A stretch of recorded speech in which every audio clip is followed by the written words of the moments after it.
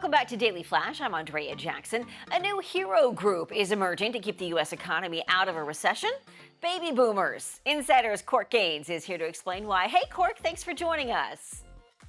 Happy to be here. Thanks for having me. So why are boomers able to save the day in this current state of the economy?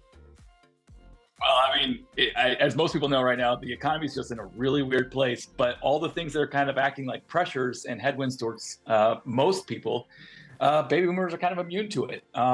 They have less debt. They are generally don't have student loans. Their real estate value has gone through the roof, and they're not really they're not really worried about having to move for jobs or for families, so they can just sit tight with their 3% mortgages and keep on spending their money. So I love the way you put that. Where are they putting their money at this point? Well, that's the weird thing. Like when we always knew that this baby boomer group was going to at some point hit their retirement years, and we were all worried that they were going to, one, stop working in and being productive to society, and two, we kind of were worried that they were going to be a little tighter with their money. It turns out that's neither of those are the case. A lot of them are still working, some not by choice, but a lot of them are working by choice, and they're also kind of spending freely. They're kind of living through this. I just want to live my life and have a good time, and they have a lot of money to do it with. So how would you say their spending behavior differs from that of younger generations? Well, we've actually seen in the last few years, as kind of the savings for most people have kind of dwindled since the pandemic, that their spending has actually kind of increased more than younger people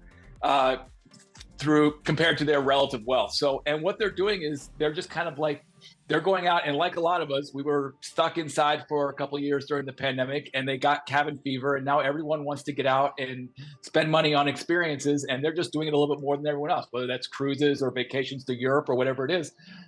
They are spending their money freely.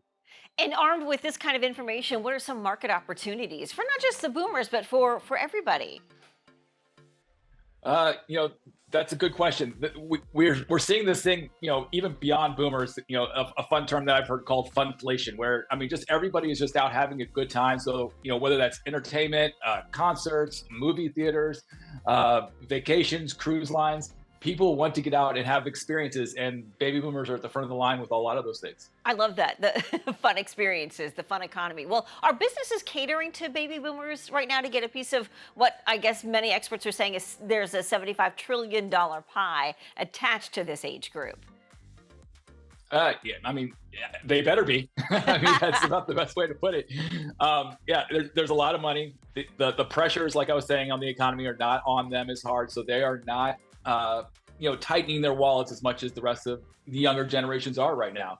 And so there is a huge opportunity right now. They have, more free time. They have a $75 trillion nest egg to play with, and they're getting out, and they want to get out and experience the world just like the rest of us after being stuck inside for a while. I don't blame them. Cork, thank you so much for joining us. Where can people find you? Insider.com. That's where I'm at every day. Cork Gaines, thank you so much for providing that great financial information. We'll chat with you next time.